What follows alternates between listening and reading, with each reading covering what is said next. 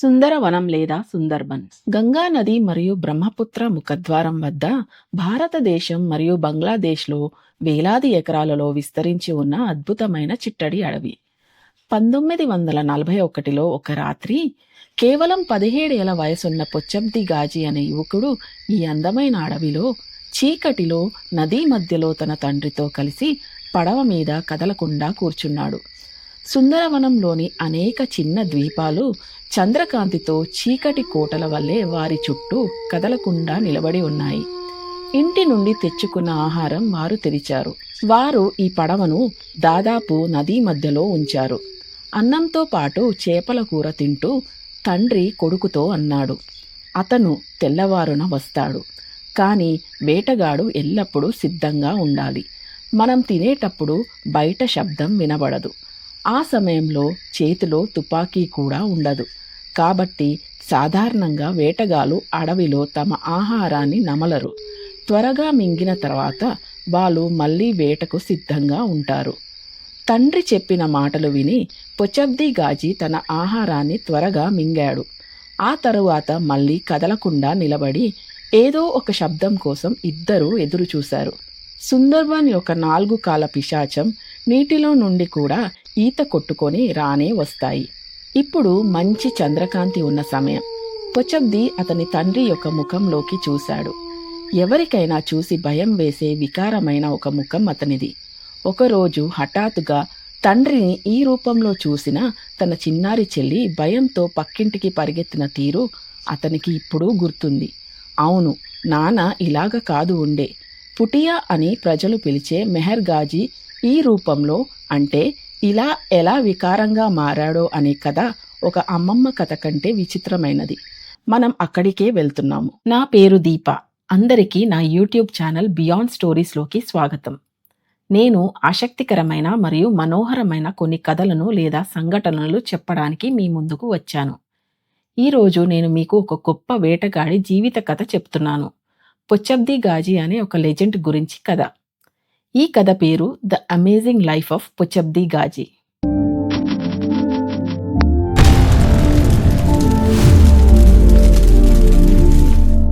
మధ్యరాత్రి ఏదో ఆశతో నదీ మధ్యలో చీకటిలో కూర్చొని ఉన్న ఆ తండ్రి కొడుకును అంత తక్కువ అంచనా వేయకండి. సుందర్బన్ పరిసర ప్రాంతాలలో నివసించే ప్రజల దేవతలు వీళ్ళిద్దరూ. అలలు, వరదలు, తుఫాన్లు, కరువులు ఇవన్నీ సుందర్బన్ ప్రజల జీవితంలో ఒక భాగాన్ని ప్రభావితం చేస్తాయి.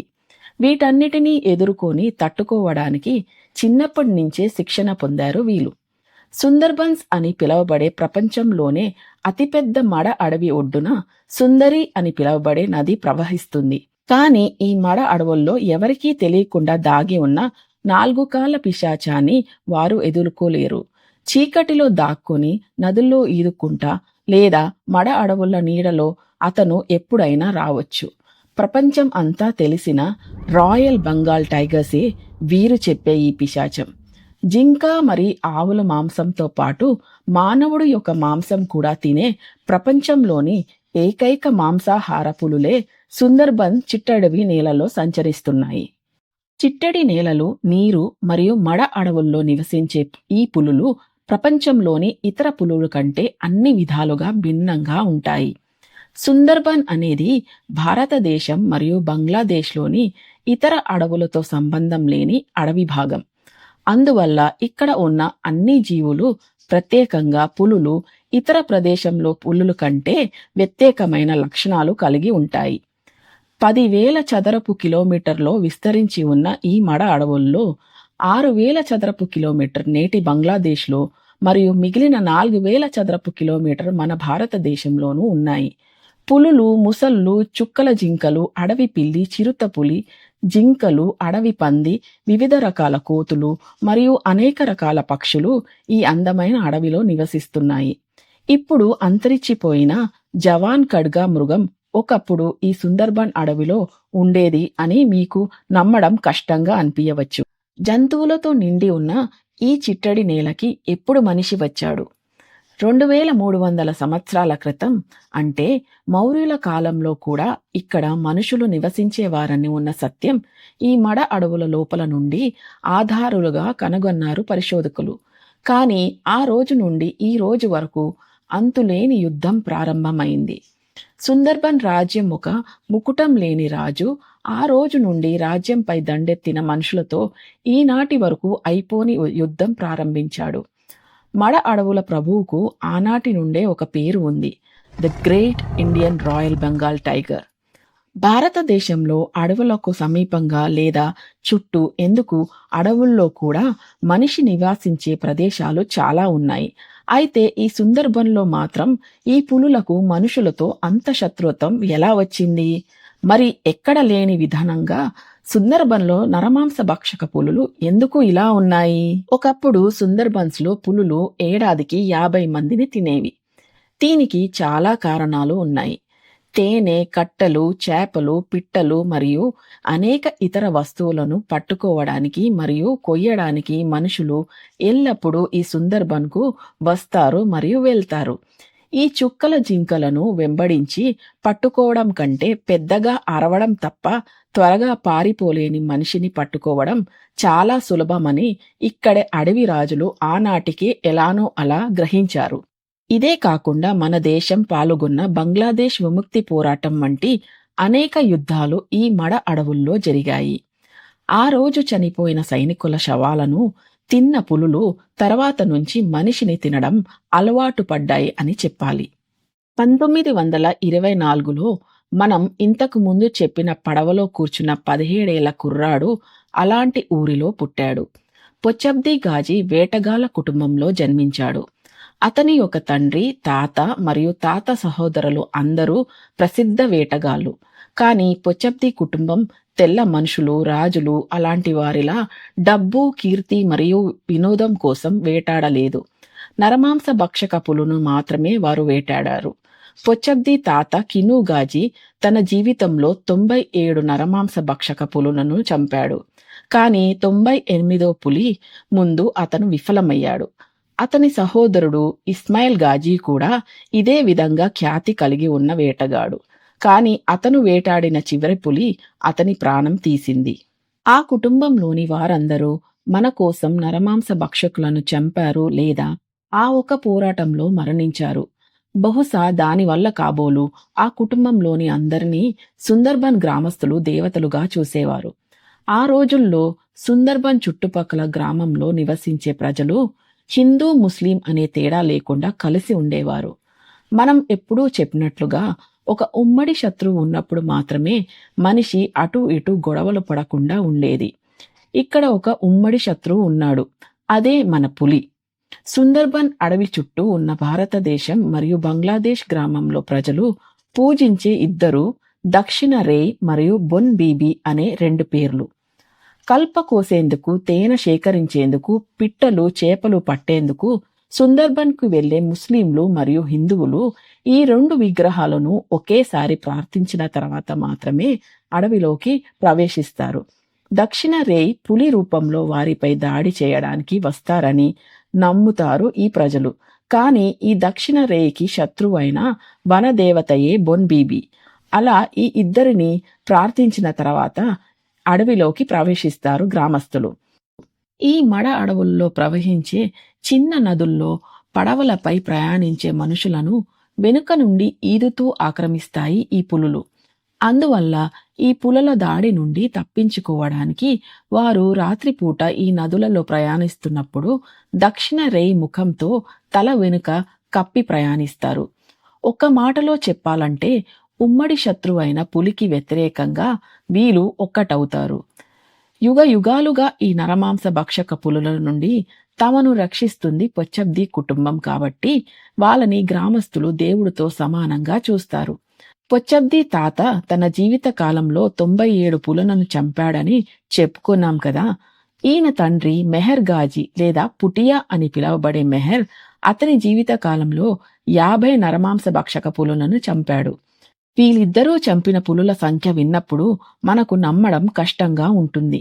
కానీ వాస్తవానికి సంఖ్య దీనికంటే చాలా ఎక్కువ ఉంటుంది. సుందర్బన్లో పులులు మరియు నరమాంస భక్షకులు సంఖ్య అప్పటిలో సమానంగా ఉండేది. అయితే ఈ కుటుంబంలో చాలా ప్రత్యేకం మరియు ఆసక్తికరమైన విషయం ఏమిటంటే గత 3 తరాలుగా వారు ఈ నరమాంస భక్షకులను చంపడానికి ఒకే తుపాకీని ఉపయోగిస్తున్నారు అనేది. ఇది 104 డబుల్ బ్యారెల్ షాట్ గన్.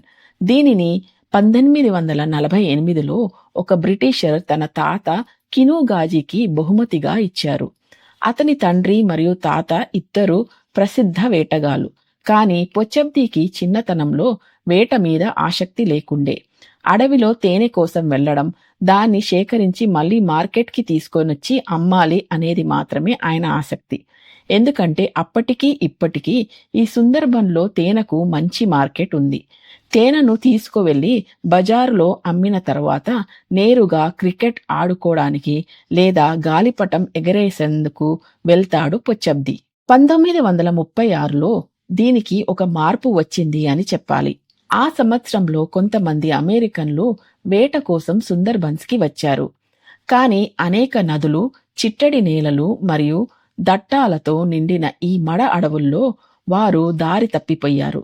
దారి తెలియక రోజులు తరబడి తిరుగుతూ చివరికి 12 ఏళ్ల పొచ్చబ్ది గాజీ ముందుకు చేరుకున్నారు. అప్పట్లో పొచ్చబ్ది ఈ అడవిలో తేనె సేకరిస్తున్నాడు. అతను ఈ మడ అడవుల నుండి ఆ అమెరికన్లు సురక్షితంగా బయటకు చేర్చాడు. అయితే తమను రక్షించిన ఆ 12 ఏళ్ల బాలుడిని ఉట్టి చేతితో వెనకకి పంపేందుకు వారు ఇష్టపడలేదు. ఈ దట్టమైన అడవిలో నడుంపై ఒక పొడవాటి కత్తితో ప్రయాణించడం అంత సురక్షితం కాదని చూసిన అమెరికన్లు అతనికి ఒక షాట్ గన్ బహుమతిగా ఇచ్చారు. అంతేకాకుండా దానికి కావాల్సిన క్యాట్రిడ్జ్, పెల్లెట్స్ అన్నీ కూడా వాళ్ళు అతనికి కావాల్సినంత ఇచ్చారు. అయితే ఈ సంఘటన పొచ్చబ్ది జీవితంలో కొన్ని మార్పులు తెచ్చింది. ఈ సంఘటనతో పొచ్చబ్ది కొన్ని చిన్న జింకలను, కుందేలను, కొంగలను, పావురాలను మరియు అడవి పిట్టలను కాల్చడం ప్రారంభించాడు. ఇవన్నీ అతను వినోదం కోసం చేయట్లేదు, ఆకలిని చంపడానికి చేస్తున్నాడు. కరువు వచ్చినప్పుడు, పులి నరమాంస భక్షకుడుగా మారినప్పుడు ప్రజలు ఆసరా కోసం లేదా సహాయం కోసం వచ్చి పొచ్చబ్ది కుటుంబాన్ని ఆశ్రయిస్తారు. ఈ పొచ్చబ్దికి తన యవ్వనంలో వేట మీద పెద్దగా ఆసక్తి లేదని నేను ఇదివరకు చెప్పాను కదా. షాట్ గన్ కలిగి ఉన్నప్పటికీ అతను పెద్ద పెద్ద మృగాలని లేదా ఒక నరభోజిని వేటాడేందుకు ప్రయత్నించలేదు. అయినా కూడా తండ్రి పుట్టియా అడవికి వెళ్లేటప్పుడు ఒక సహాయకుడిగా తనతో పాటు పొచ్చబ్దిని అడవిలోకి తీసుకెళ్లేవాడు. దానికి ప్రధాన కారణం ఏమిటంటే తన తండ్రి పుటియా అని పిలువబడే వ్యక్తి నరమాంస భక్షక పులులను కాల్చి చంపలేదు. బదులుగా ఆయన పులును నిత్యం నడిచే మార్గాలను కనిపెట్టి అక్కడ గన్ ట్రాప్ పెట్టి అలా పులులను చంపేవాడు.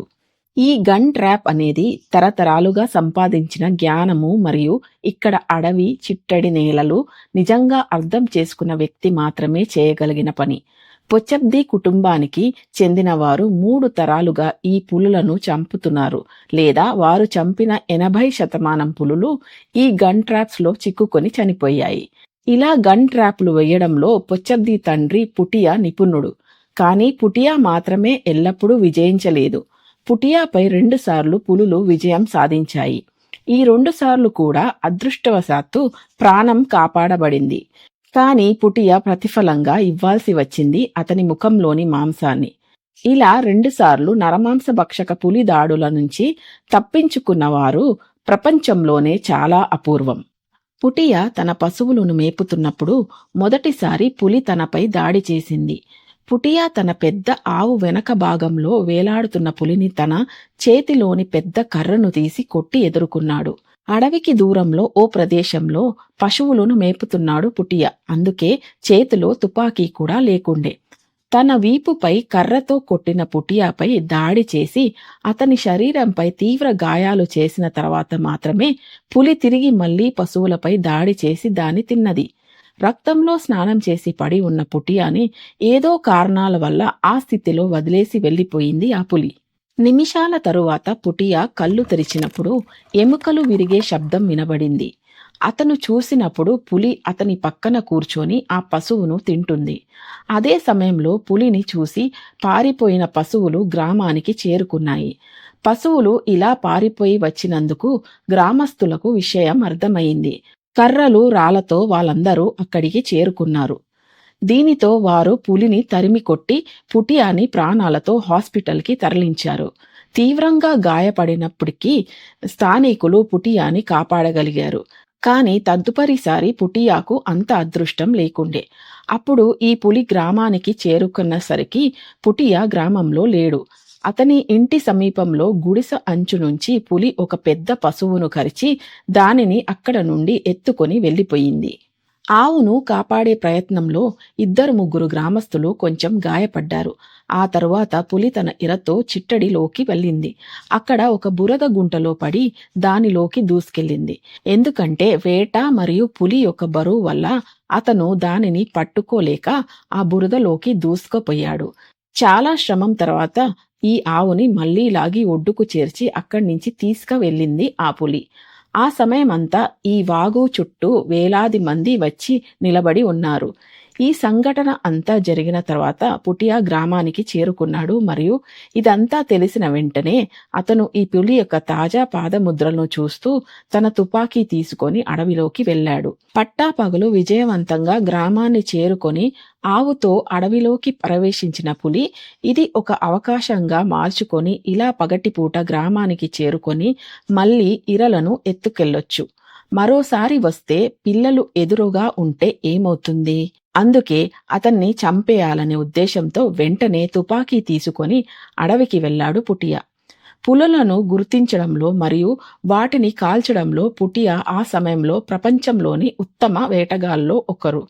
పుటియా సాయంత్రం ముందే ఆ పులిని కనుగొని కాల్చి చంపాడు. ఆ షాట్తో పులి చనిపోయిందని నిర్ధారించుకోవడానికి పుటియా మరో షాట్ కాల్చాడు. ఆ తరువాత పుటియా కదలకుండా పడి ఉన్న జంతువు పక్కకు వెళ్ళాడు. కాని పులి చనిపోలేదు.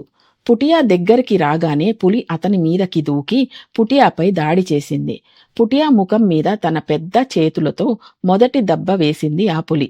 ఒకే దెబ్బకి తన దవడా భాగంలో ఉన్న కండ అక్కడి నుంచి కిందకి వేలాడినా ధైర్యవంతుడైన ఆయన ధైర్యం కోల్పోకుండా అతని తుపాకీ చేతిలోకి తీసుకొని పులి నోటిలోకి వేసి మరో షాట్ పేల్చాడు.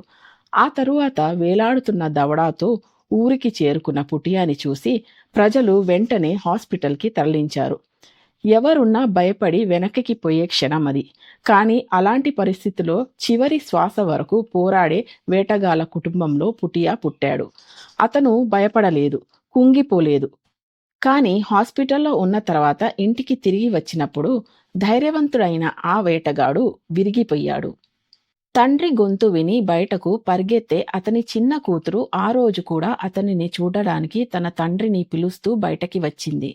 కాని వికృతమైన పుటియా ముఖం చూసి భయపడి పక్కింటికి పారిపోయింది. ఈ ఒక్క సంఘటన పుటియా జీవితాన్ని పూర్తిగా మార్చివేసింది. ఆ తరువాత పులుల పట్ల ఎప్పుడూ చూడని పగతో ఉన్నాడు పుటియా. తరువాత సంవత్సరాలలో పుటియా తన ప్రసిద్ధ గన్ ట్రాప్లను ఉపయోగించి అనేక నరమాంస భక్షక పులులను చంపాడు. పొచబ్ది ఎప్పుడూ తండ్రి దగ్గర సహాయకుడిగా ఉండేవాడు. తన తండ్రితో కలిసి నడిచిన తర్వాత అతను పులులను ట్రాక్ చేయడము మరియు గన్ ట్రాప్ చేయడము తండ్రి నుండి నేర్చుకున్నా కూడా పొచబ్ది ఆనాటి వరకు ఏనాడు కూడా ఒక నరమాంస భక్షకుడిని కాల్చలేదు.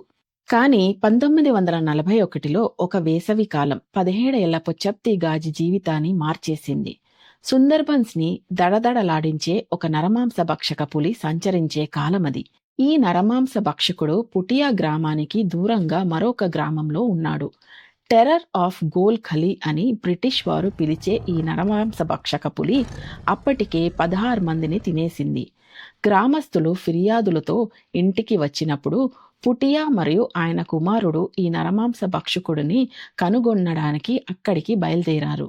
అదే రోజు మధ్యాహ్నానికి వారు అక్కడికి చేరుకున్నారు. అయితే వారిద్దరూ చేరుకునే ముందే పులి మరొకరిని చంపేసింది. ఆ రోజు ఉదయం చేపలు వేటకు వెళ్లిన ఓ వ్యక్తి పులికి ఇరయ్యాడు. తండ్రి కొడుకులు వెంటనే సంఘటనా స్థలానికి చేరుకున్నారు. అతని శరీరం ఒక చిన్న రంధ్రంలో పడి ఉంది. పులి ఎరను పూర్తిగా తినలేదని గ్రహించాడు పుటియా. అంటే మిగిలిన మాంసం తినడానికి తిరిగి పులి ఇక్కడికే వస్తాడు.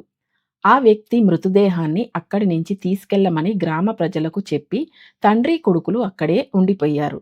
అప్పుడు చుట్టుపక్కలంతా వారు జాగ్రత్తగా చూశారు మరియు పులి అక్కడెక్కడా లేదని నిర్ధారించుకున్నారు. ఎందుకంటే పులి దూరం నుండి వారిద్దరిని ఏదో చేస్తున్నారని చూస్తే అది ఇటువైపు రాదు లేదా వారిపై దాడి చేస్తుంది. పులి పాదముద్రల నుండి అనుభవయోగ్యుడైన పుటియా దాని పొడవు మరియు ఎత్తుతో పాటు దాని బరువు ఇంకా పరిమాణాన్ని అంచనా వేశాడు. ఆ తరువాత పులి వెళ్ళిన దారిలోనే తిరిగి రావడం ఖాయం కాబట్టి అక్కడ దానికి గన్ ట్రాప్ ఉంచాలని నిర్ధారించుకున్నారు. పులి ఎప్పటికీ వాసన పసిగట్టి తన వేటకు తిరిగి రాదని పుటియాకి తెలుసు. అక్కడికి వెళ్తున్నప్పుడు వేసిన పాదముద్రలు, చెట్టు మీద గీరిన గీతలు ఇవన్నీ చూసి పులి అదే ట్రాక్ మీదగా తిరిగి వస్తుంది. కాబట్టి ఇది ఒక ఫిక్స్డ్ ట్రాక్. ఆ ట్రాక్ కోసం వెతికి దాన్ని కనిపెట్టి గన్ ట్రాప్ అక్కడ ఉంచాలి. ముందుగా వై ఆకారంలో ఉన్న 2 చెక్క ముక్కలను వాళ్ళు కనిపెడతారు. తరువాత వారు ఈ 2 చెక్క ముక్కలను వై ఆకారపు చెక్క ముక్కలను ఒకదాని వెనక ఒకటి లేదా ఒకదాని వెనకకు ఈ 2 చెక్క ముక్కలను అంటే వై ఆకారంలో ఉన్న చెక్క ముక్కలను భూమిపై గుచ్చి నిలబెడతారు. ఈ వై రూపంలో ఉన్న చెక్క ముక్కల మీద సపోర్ట్‌తో ఈ గన్‌ని దాని మీద ఉంచుతారు. పుటియాకి ఇప్పుడు పులి ఎత్తు ఎంతుందో అని దాని పాదముద్రల నుండి తెలిసింది. దాని ప్రకారం తుపాకీని ఏ ఎత్తులో ఉంచాలని అతను నిర్ణయించుకుంటారు.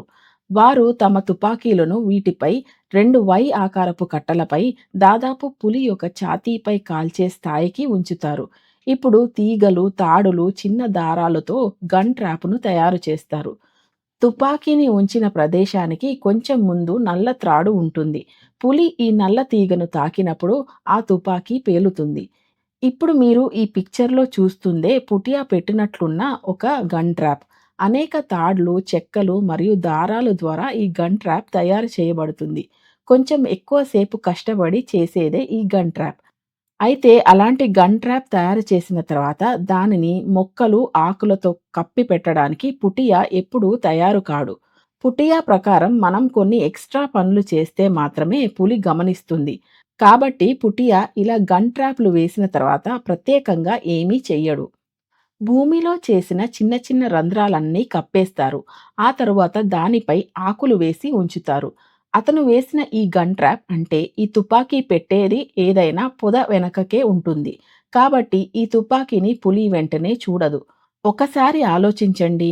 ఒక విశాలమైన అడవి, దాంట్లో పులి నేరుగా వచ్చే స్థలము లేదా ఆ దారిని కనుగొని అతని ఎత్తును కొలుచుకుంటూ తుపాకీలో బుల్లెట్ ఛాతీకి తగిలేటట్టు ఒక గన్ ట్రాప్ ఫిక్స్ చేయడం అనేది ఒక పెద్ద విషయమే. పూర్వీకుల నుండి మరియు కొన్ని స్వయార్జిత నైపుణ్యాలు ఈ విషయంలో పుటియాకు సహాయపడింది. అంతా సిద్ధం చేసుకున్న తండ్రి కొడుకులు చుట్టూ తిరిగి పులి లేదని మరోసారి నిర్ధారించుకున్నారు. పులి వీళ్ళు చేసే ఈ పనులన్నిటినీ దూరం నుండి పొదల మధ్య నుండి చూసినట్లయితే వీళ్ళు ఈ చేసిన దానికి అన్నిటికీ ఏ ప్రయోజనమూ ఉండదు. ఇంత చేసేటప్పటికి సంధ్యా సమయం అయింది. అందువల్ల వారు అక్కడ గన్ ట్రాప్ బిగించిన తర్వాత వీళ్ళిద్దరూ అంటే తండ్రి కొడుకులు అక్కడ నుండి నడుస్తూ వారు వచ్చిన పడవ దగ్గరికి వెళ్ళి అది ఎక్కి దాని దాదాపు నదీ మధ్యలోకి తీసుకువెళ్లారు. మనము వీడియో ప్రారంభమైనప్పుడు చెప్పిన ఒక భాగమే ఇది. తండ్రి కొడుకులు నదీ మధ్యలో పడవలో కూర్చొని శబ్దం చేయకుండా భోజనం చేశారు. సుమారు గంట తర్వాత అడవి నుండి దూరంగా తుపాకీ శబ్దాలు వినిపించాయి. అది విన్న తండ్రి కొడుకులు అటూ ఇటూ చూసి చిన్నగా నవ్వారు. రాత్రిపూట అక్కడికి వెళ్ళినా ప్రయోజనం లేదు. అది ప్రమాదకరం. ఎందుకంటే అక్కడ ఇతర పులులు ఉన్నాయి. అదే కాకుండా ఈ నదిలో ముసళ్ళు కూడా ఉన్నాయి. అందుకే ఓపికగా పడవలోనే ఉదయం వరకు కూర్చున్నారు. తెల్లవారుజామున పడవను ఒడ్డుకు చేర్చి అక్కడ కట్టివేసి దిగి ఆ ప్రదేశానికి పరిగెత్తారు. అయితే అక్కడికి వెళ్ళి ఆ ఘటనను చూసి లేదా ఆ స్థలాన్ని చూసి ఒకసారిగా షాకుకి గురి అయ్యారు. అక్కడ పులి లేదు. తుపాకీ ముందు పులి లేదు. ఇతర జంతువుల పాదముద్రలు కూడా లేదు. అయితే ఈ బుల్లెట్ ఎలా పేలింది? గన్ ట్రాప్ ఎలా ఆన్ అయ్యింది? పుటియాకు విషయం అర్థమైంది. వీళ్ళు చేసే ఈ పనులన్నీ పులి దూరం నుండి లేదా సమీపంలోని పొదల మధ్య నుండి కనిపెట్టేసింది. ఈ విషయం ఏంటి అని తెలుసుకోవడానికి పులి దాని పక్కన నుంచి వచ్చి ఉంటుంది. అతను ఇక్కడ దాక్కొనుంటాడు.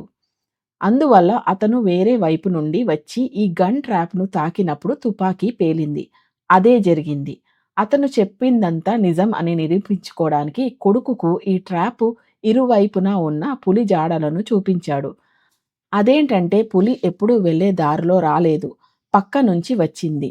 ఇక్కడ జరిగిందదే. కానీ అనుభవయోగ్యుడైన వేటగాళ్ళిద్దరూ గన్ ట్రాప్ బిగించడం ద్వారా పులి సమీపంలో పొదలలో కౌంటర్ ట్రాప్ ఇవ్వడానికి దాగి ఉంది అనే విషయం గుర్తించలేదు. మరో 2 సెకండ్లలో అంతా జరిగిపోయింది. పులి పొదలలోంచి గాలికి దూకి పుటియా మెడ వెనుక పట్టుకుంది. పులి, పుటియా కలిసి నేలపై పడ్డారు. కానీ ఆ ఒక సమయంలోనే పుటియా మెడ విరిగింది.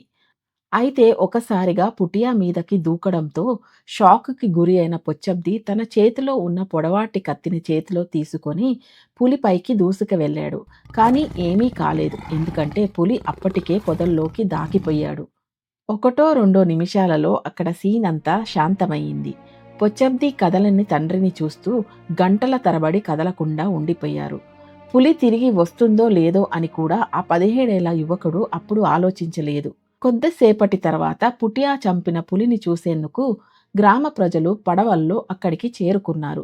కానీ వారు చూసింది వారి ప్రియమైన వేటగాడు చనిపోయి పడి ఉండడం. గోల్ ఖాళీ యొక్క నరమాంస భక్షకుడికి బదులుగా వారు తమ ప్రియమైన వేటగాడి కదలని శరీరం చూసి కన్నీళ్లు పెట్టుకున్నారు.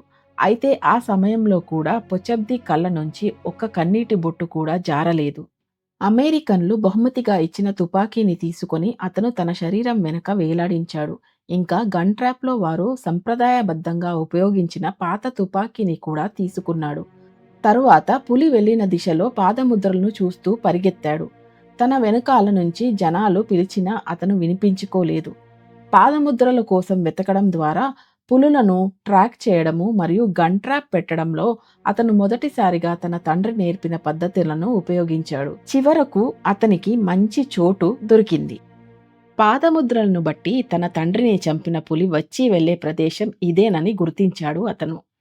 అనంతరం అక్కడ గన్ ట్రాప్ నిర్మించారు పొచ్చబ్ది. తన జీవితంలో మొదటిసారిగా నిర్మించిన గన్ ట్రాప్ ఇది. తరువాత చెట్టు ఎక్కి కదలకుండా కూర్చున్నాడు. పగలు రాత్రి అతను ఎక్కడికి వెళ్ళలేదు. అలా 4 రోజులు గడిచాయి. అలా 4వ రోజు రాత్రి అడవిని వణికించే తుపాకీ కాల్పు శబ్దం అతనికి వినిపించింది. దానితో పాటు ఒక పులి గర్జన కూడా వినపడ్డది. గన్ ట్రాప్ ఫైర్ అయ్యింది. అయితే ఉదయం వరకు వేచి ఉండే ఓపిక వారికి లేకుండే. అతను వెంటనే దిగి చీకట్లో గన్ ట్రాప్ వైపు నడిచాడు. అవును, అతని మొదటి ప్రయత్నం విజయవంతమైంది. అక్కడ ఒక పెద్ద పులి కాల్చి చంపబడి ఉంది. ఇతనే తన తండ్రి హంతకుడు అని నిర్ధారించుకోవాలి కాబట్టి పొచబ్ది పులి పాదముద్రను బట్టి ఇతనే తన తండ్రి హంతకుడు అని గుర్తించాడు. అతను తన తండ్రిని చంపిన పులిని చంపాడు. గోల్ ఖలీలోని నరమాంస భక్షకుడిని పొచ్చబ్ది చంపాడు.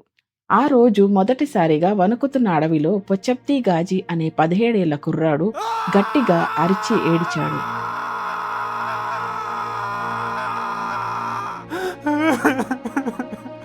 ఒక గొప్ప వేటగాడి ప్రాణం తీసి మరో గొప్ప వేటగాడి మొదటి బలి అయింది ఆ పులి. అదే టెర్రర్ ఆఫ్ గోల్ ఖలీ అనే పులి. అలా 15 ఏళ్లకు పొచ్చబ్ది జీవితం పూర్తిగా మారిపోయింది. ఇప్పుడు అతనిని చూసే బాధ్యత అతని చేతిలో ఉంది. అడవికి వెళ్లి తేనె తీసుకొని వచ్చి అమ్మి వచ్చే డబ్బులు ఇతని ఖర్చులోకి కూడా సరిపోదు. అయితే గోల్ ఖలీ నరమాంస భక్షకుడిని చంపిన ఈ పొచ్చబ్దీకి గ్రామస్తులు మరో పని అప్పగించారు. అడవికి తేనె తీసేందుకు, చేపలు పట్టేందుకు, కట్టెలు కొట్టేందుకు వెళ్లే వారికి సాయంగా పొచ్చబ్ది కూడా వెళ్లడం. అలా తను వాళ్ళకి తోడుగా వెళ్లడం ప్రారంభించాడు.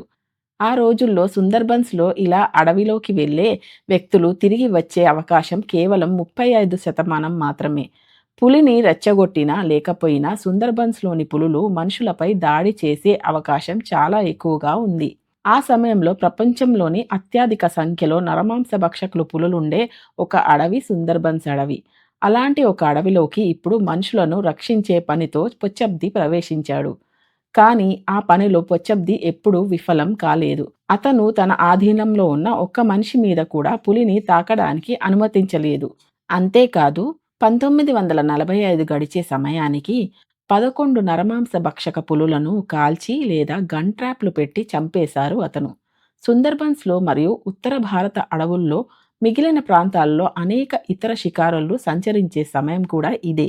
అయితే వీళ్ళంతా ఈ పులులను లేదా నరమాంస భక్షకులను వేటాడేది ఏదైనా చెట్లపైన కర్రలతో కట్టి, అంటే మచ్చాన్ మీద కూర్చోనో లేదా ఏనుగు పైన కూర్చొని వేటాడేవారు.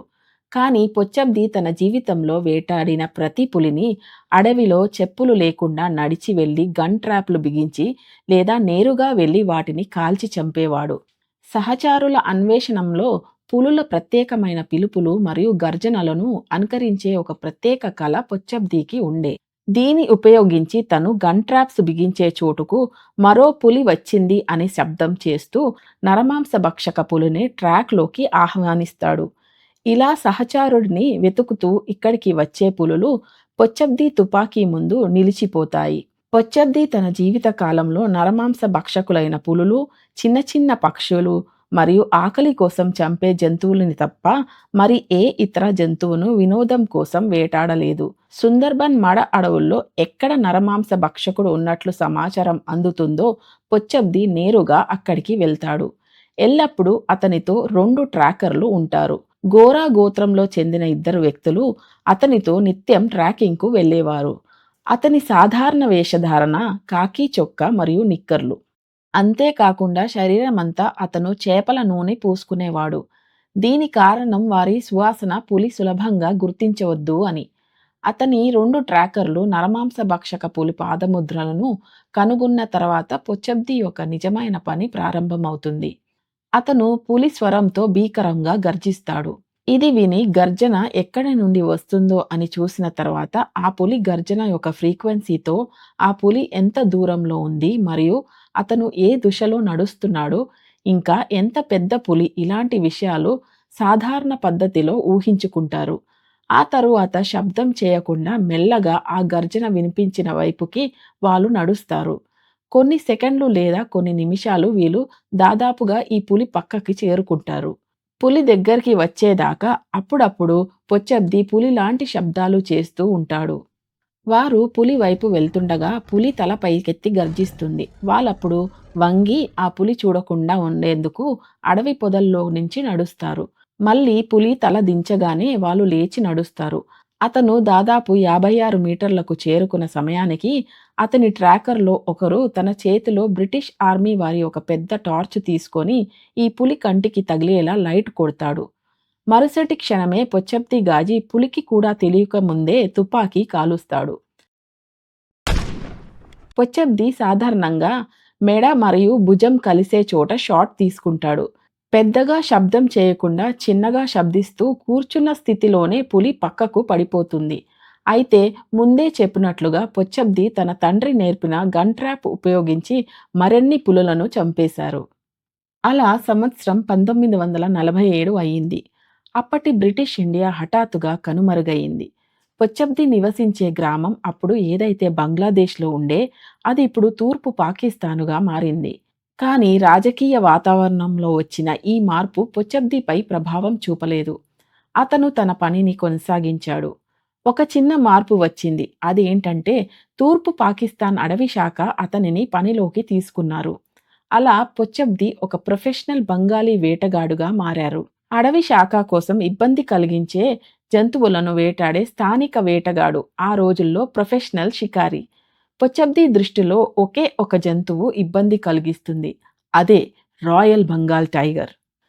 వారి బృందంలో చేరిన తరువాత అతని శాఖ అతనికి ఒక 303 రైఫిల్ని కూడా అనుమతించారు. 250 కిలోల రాయల్ బెంగాల్ టైగర్స్ని చంపేందుకు ఈ తుపాకీ సరిపోదు. అయితే ఇది పొచ్చబ్ది గాజీ చేతిలో మాత్రం ఒక మరణ ఆయుధం. అలా 1948 నుంచి 1972 మధ్య కాలంలో పొచ్చబ్ది గాజీ సుందర్బన్ అడవికి రక్షకుడిగా పనిచేశారు. నరమాంస భక్షక పులుల భయంతో ఇతర వ్యక్తులు సుందర్బన్స్కు దూరంగా ఉండేవారు. పొచ్చబ్ది గాజీకి మాత్రం ఈ సుందర్బన్స్ తన సొంత ఇల్లులా ఉండేది. చిత్రదుర్గ కబాబ్ అని ఒక డిష్ ఆయనకి చాలా ఇష్టమైన ఆహారం. ఇది చుక్కల జింక కిడ్నీ నుండి తయారవ్వబడుతుంది. తనతో పని చేసిన గారో చక్మా గోత్ర ప్రజల కోసం అడవి పందుల్ని కూడా వేటాడాడు. ప్రశాంతంగా, వినయంగా, చాలా నిశ్శబ్దంగా ఉండే వ్యక్తి. ఇది పొచ్చబ్ది గాజీ గురించి ఆనాటి వారు తరువాత చాలా చోట్ల చెప్పారు, మరి రాశారు. అందువల్ల ఆయనకు తన జీవిత కాలంలో పులులు లేదా నరభక్ష పులులు తప్ప వేరే ఏ శత్రువులు లేరు. అందరూ ఆయనని ప్రేమించేవారు, గౌరవించేవారు. ఆ కాలంలోని ఇతర వేటగాళ్ళులాగా తన తుపాకీని మొయ్యడానికి ఒక వ్యక్తిని తీసుకెళ్లే అలవాటు ఆయనకి లేదు. ఆయన చేతిలో 3 తుపాకీలు ఉండేవి. మీకు గుర్తుండవచ్చు. మొదటిది వారికి వారసత్వంగా దొరికిన పాత తుపాకీ, రెండవది అమెరికన్లు ఇచ్చిన తుపాకీ ఆయన షాట్ గన్, ఇంకా ఇప్పుడు అడవి శాఖ ఇచ్చిన మూడో తుపాకీ .303. ఈ మూడిటిని తన శరీరంలో లేదా చేతిలో పట్టుకొని అడవిలోకి వెళ్ళేవాడు ఆయన ఎల్లప్పుడూ. అప్పటి పాకిస్తాన్ ప్రెసిడెంట్ అయూబ్ ఖాన్ ఆయన స్థానం ఒక అన్ని విశేషాలను తెలుసుకుని తర్వాత ఆయనకి కొన్ని ప్రత్యేక విధులను ఇచ్చారు. బంగ్లాదేశ్కు ఆ తర్వాత తూర్పు పాకిస్తాన్కు వచ్చే వీఐపీలుగా ఉన్న విదేశీయులకు సుందర్బన్ చూపించడానికి పొచ్చప్తి గాజీయే తోడుగా వెళ్లాలనేది. అంతేకాదు వారి భద్రతా విషయాలు అన్నీ ఆయననే చూసుకోవాలి. పొచ్చబ్ది దీన్ని గర్వంగా భావించి తరువాత ఇంగ్లీష్ నేర్చుకోవడం ప్రారంభించారు. తెలివైన పొచ్చబ్దికి ఇది పెద్ద సమస్య కాదు. తరువాత ప్రెసిడెంట్ అయూబ్ ఖాన్ మరియు నేపాల్ రాజు మహేందర్ అలా చాలా మంది గొప్ప వ్యక్తులు ఈ సుందర్బన్ సంచరించినప్పుడు పొచ్చబ్ది వారికి మార్గదర్శిగా మరియు సహాయకుడుగా తీసుకెళ్లేవారు. ఇది ఇలా ఉండగా 1966లో పొచ్చబ్దికి మరో ముఖ్యమైన డ్యూటీ దొరికింది. 29 మంది గ్రామస్తులు ఇంకా సుందర్బన్ సంచరించడానికి వచ్చిన ఒక విదేశీయుడిని చంపిన ఒక నరమాంస భక్షక పులిని చంపడం. సంఘటన గురించి విన్న పొచ్చబ్ది సంఘటనా స్థలానికి చేరుకున్న సమయానికి పులి మరొక వేట అంటే మరొకరిని చంపింది. చేపలను పట్టుకోవడానికి వెళ్లిన గోరా గోత్రానికి చెందిన మహిళపై పులి దాడి చేసింది. కానీ హత్య జరిగిన కొద్దిసేపటికే పొచ్చబ్ది మరియు అతని ఇద్దరి ట్రాకర్లు అక్కడికి చేరుకోగలిగారు. కాబట్టి తాజా ట్రాకులు లభించాయి. ఆ ట్రాకులను అనుసరించి పొచ్చబ్ది అడవిలోకి వెళ్లి తన మాస్టర్ పీస్ అయిన సౌండ్ని బయటకి తీశాడు. పులి గొంతుతో గట్టిగా అరిచిన పొచ్చబ్దికి వెంటనే అడవి నుంచి సమాధానం వచ్చింది. తన హంతకుడిని అక్కడి నుంచి ఈ సౌండ్ చేసి పిలుస్తున్నాడు అని తెలియక పులి మళ్ళీ మళ్ళీ ఆ శబ్దం చేస్తూనే ఉంది. అలా అరగంటలో ఆ నరమాంస భక్షకుడు కూడా పొచ్చబ్ది తుపాకీకి బలి అయ్యాడు. పులి నోరు అసాధారణంగా పొడవుగా ఉందని చెప్తున్నారు. సాధారణంగా రాయల్ బెంగాల్ టైగర్స్ 10 అడుగుల పొడవు ఉంటాయి. అంటే తోక వరకు కూడా 10 అడుగులు పొడవు ఉంటాయి. ఈ రాయల్ బెంగాల్ టైగర్ పేరు పెద్దదైనప్పటికీ పులులు పెద్దగా ఉండవు. అమూర్ పులులు దీనికంటే పెద్దవి. అవి 12 అడుగుల వరకు ఉంటాయి.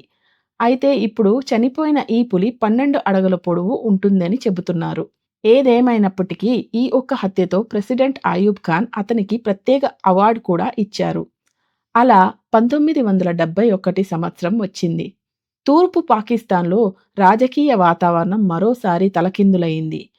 బంగ్లాదేశీయులు తమ దేశం కోసం పాకిస్తాన్ సైన్యంతో ఘర్షణ పడ్డారు.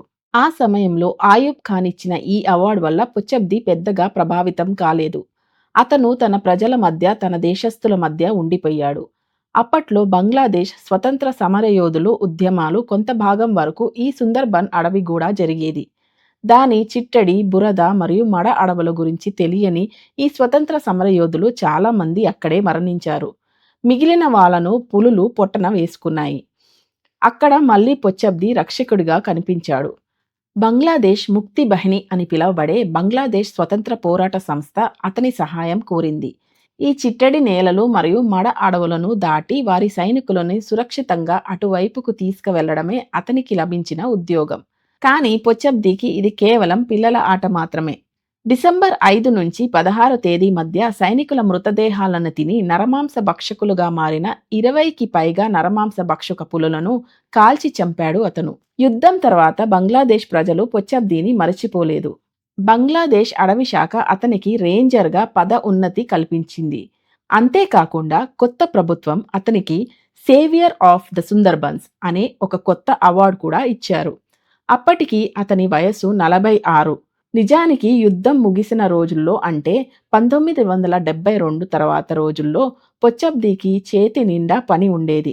యుద్ధంలో మరణించిన వ్యక్తుల మృతదేహాలు మేఘన, పద్మ నదులు కూడా అటూ ఇటూ తేలుతూ ఉన్నాయి. చివరికి ఇదంతా ఈ సుందర్బన్ మడ అడవులకి వచ్చింది మరియు చాలా పులులు దీన్ని రుచి చూశాయి. ఇంకా తరువాత నరభక్షకులుగా మారాయి. పొచ్చబ్ది ఓపికగా వాటన్నిటినీ ఎదుర్కొన్నాడు. ఇంకా వాటనన్నిటినీ చంపాడు.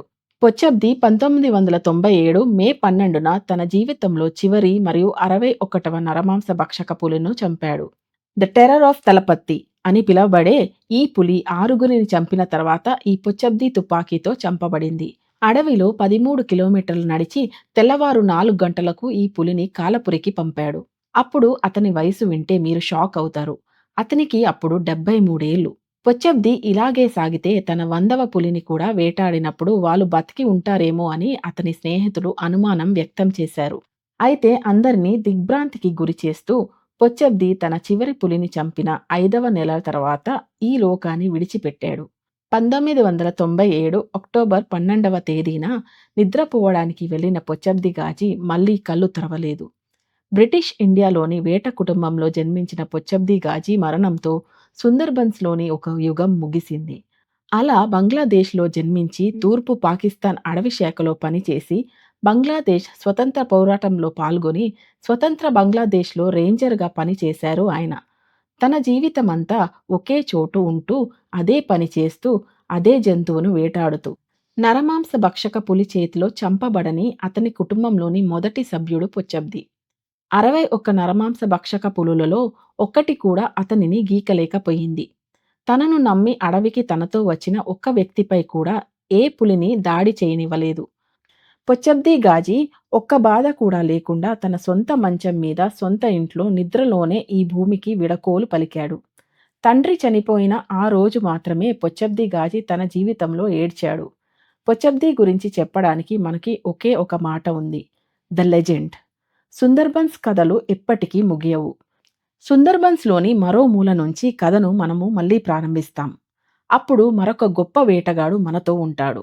ప్రస్తుతానికి ఇక్కడ ఆపుతున్నాను. ఈ కథ మీకు నచ్చింది అని అనుకుంటున్నాను. నా ఛానల్ ఇంకా కథలు మీకు నచ్చినట్లయితే నా ఛానల్ని లైక్ అండ్ సబ్స్క్రైబ్ చేయండి. అది నాకు ప్రోత్సాహనం అవుతుంది.